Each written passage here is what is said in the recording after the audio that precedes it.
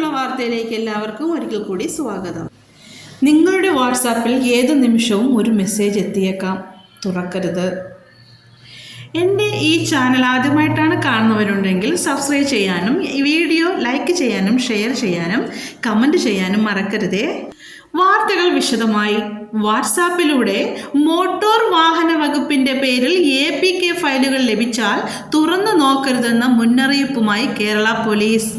APK ഫയലുകൾ അയച്ച് പണം തട്ടുന്ന സംഘം സജീവമാണെന്നും ജാഗ്രത പാലിക്കണമെന്നും കേരള പോലീസിന്റെ ഒഫീഷ്യൽ ഫേസ്ബുക്ക് പേജിലുള്ള പോസ്റ്റിൽ പറയുന്നു. മോട്ടോർ വാഹന വകുപ്പിന്റെ പേരിൽ ട്രാഫിക് ചെലാൻ APK ഫയലുകളായി അയച്ചാണ് തട്ടിപ്പ് നടത്തുന്നത്. ഇതിന്റെ സ്ക്രീൻഷോട്ടും കുറിപ്പിനൊപ്പം നൽകിയിട്ടുണ്ട്. മോട്ടോർ വാഹന വകുപ്പിന്റെ പേരിലോ നിങ്ങളുടെ സുഹൃത്തുക്കളുടെ അക്കൗണ്ടിൽ നിന്നോ ഇത്തരം ഫയലുകൾ വന്നേക്കാം. അത് ഡൗൺലോഡ് ചെയ്യരുത്.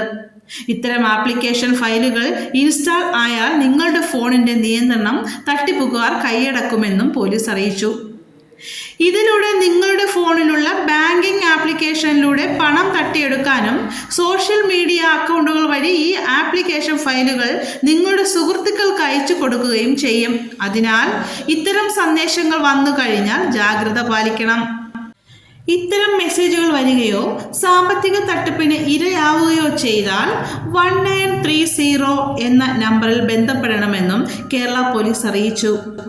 അല്ലെങ്കിൽ cybercrime.gov.in എന്ന വെബ്സൈറ്റ് വഴിയോ പോലീസിനെ വിവരം അറിയിക്കാം. തട്ടിപ്പുകൾക്ക് ഇരയാവാതിരിക്കുക.